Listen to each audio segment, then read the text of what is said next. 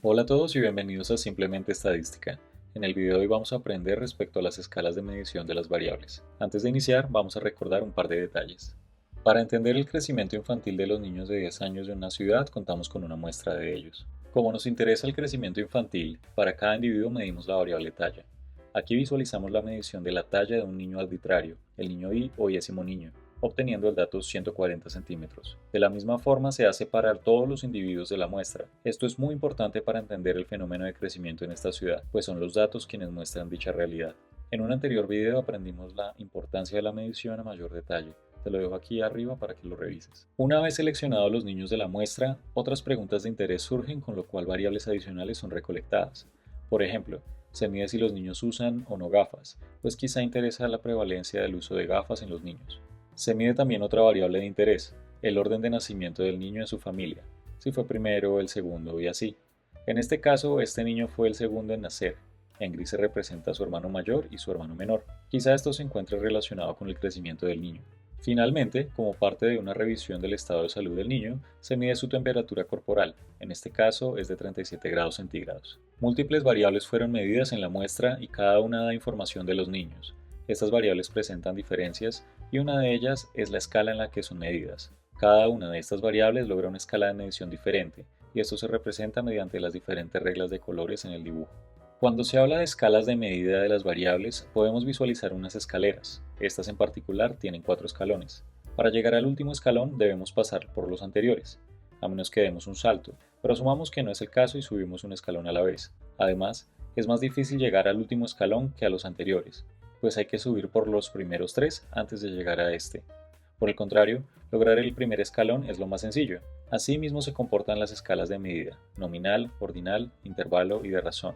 Es más fácil para una variable cumplir la escala nominal que la ordinal, por ejemplo. Vamos a ejemplificar las escalas de medida en estadística a través de un conjunto de variables recolectadas a los niños en un consultorio médico. Si el doctor registra el uso de gafas, esta variable se encuentra en escala nominal, ya que cumple con la relación de igualdad y desigualdad. Podemos determinar la igualdad entre niños para la variable de uso de gafas. Los niños A y B no usan gafas, por lo cual son iguales en este atributo. Por otra parte, los niños C y D sí, y también son iguales entre ellos. Podemos determinar la desigualdad entre niños para la variable uso de gafas. En este caso, los niños A y C son diferentes en este atributo, al igual que los niños D y B. En la escala nominal no puedo hacer más que determinar la igualdad o desigualdad. Note lo raro que sería, por ejemplo, decir que un niño es mayor en la variable usar o no gafas. Otras variables nominales son el color de cabello. Aquí tenemos dos individuos con el mismo color de cabello. El nombre de la persona, que en este caso es diferente para los dos sujetos. Incluso el color de las gafas es una variable nominal. Note que esta variable, a diferencia de la variable de uso o no uso de gafas, puede tomar más de dos valores. Sigue siendo una variable nominal. Lo importante es destacar que en esta escala solamente tenemos relaciones de igualdad y desigualdad entre sus valores. La escala ordinal es el segundo escalón de nuestra escalera, por lo cual, además de contar con las relaciones de igualdad y desigualdad de la escala nominal, cuenta con la relación de orden. Esta escala de medición es más sofisticada que la nominal, lo que la hace más informativa. El orden de nacimiento del niño es una variable en escala ordinal. Como en la escala nominal contamos con la relación de igualdad y desigualdad, aquí los niños A y B, ambos hijos únicos, tienen el mismo orden de nacimiento, nacieron de primero. Por otra parte, los niños C y B son diferentes en su orden de nacimiento.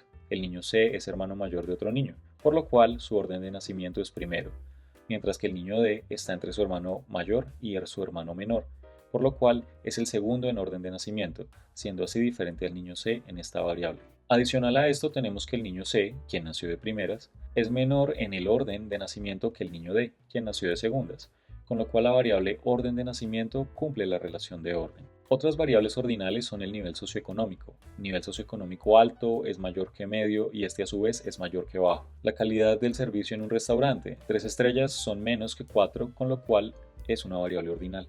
La edición de un libro en el que la primera edición sucede antes que la segunda. Tenemos la relación de orden. No debemos olvidar que estas variables cumplen también las relaciones de igualdad y desigualdad entre sus valores, con lo cual, al decir que estas variables son ordinales, implícitamente indicamos que son nominales también. De la misma forma sucede con las demás escalas arriba en la escalera. La escala de intervalo es el tercer escalón de nuestra escalera. por lo cual, además de contar con las relaciones de igualdad, desigualdad y orden de las escalas nominal y ordinal respectivamente, cuenta con la comparación de intervalos. Esta medición es más sofisticada que las dos escalas anteriores, y para esto, sus mediciones son representadas mediante números en lugar de categorías. En particular, se introduce un cero relativo en la medición. Como ejemplo, la temperatura corporal en grados centígrados es una variable de intervalo. Para la temperatura observamos las relaciones de igualdad, desigualdad y orden, con lo cual esta variable es nominal y ordinal. Podemos además calcular la cantidad en la cual los valores de la variable difieren. Por ejemplo, entre los individuos B y C hay 1 grado centígrado de diferencia de temperatura, y entre los individuos B y D también. Vemos además que entre los individuos D y C hay 2 grados centígrados de diferencia, es decir, podemos interpretar los intervalos entre valores de la variable. Entre 37 grados centígrados y 36 hay 1 grado centígrado, mientras que entre 38 grados centígrados y 36 la diferencia se duplica. La interpretación de los intervalos se aplica para el recorrido de la variable y las distancias entre valores se mantienen, es decir, un intervalo de 1 grado centígrado es el mismo independiente de donde se ubique. En este caso vemos intervalos de 1, 2 y 4 grados centígrados a través del recorrido de la variable para la temperatura en grados centígrados de 5 sujetos diferentes. Se pudo haber realizado la medición en grados Fahrenheit en lugar de grados centígrados. Anteriormente la temperatura entre los individuos B y C era de 1 grado centígrado de diferencia, ahora es de 1.8 grados Fahrenheit. Esto es dado porque las dos diferencias son relativas, no absolutas, para la escala en la cual están siendo medidas. Y aunque las diferencias entre las temperaturas difieren en esta nueva escala, obtenemos la misma interpretación. La distancia entre la temperatura del individuo D y la temperatura del individuo C es el doble de la distancia entre la temperatura del individuo D y la temperatura del individuo B. La variable temperatura en grados Fahrenheit también es de intervalo. Tanto la temperatura en grados centígrados como en grados Fahrenheit son mediciones relativas y no absolutas de temperatura. En particular, el cero es relativo en cada escala. Para los grados centígrados, el cero representa el punto en el que el agua pasa de sólido a líquido, mientras que para los grados Fahrenheit es el punto en el que una solución de salmuera pasa de sólido a líquido. Es decir, el cero no representa la ausencia de la temperatura y en cada escala tiene una interpretación diferente. El día de mañana podríamos cambiar este cero a otro punto en la escala por alguna otra propiedad física.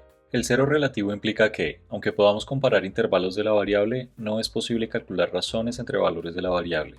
Para esto necesitamos un cero absoluto, es decir, el cero represente la ausencia del valor. En general, variables numéricas con cero relativos y no absolutos son ejemplos de variables en escala de intervalo.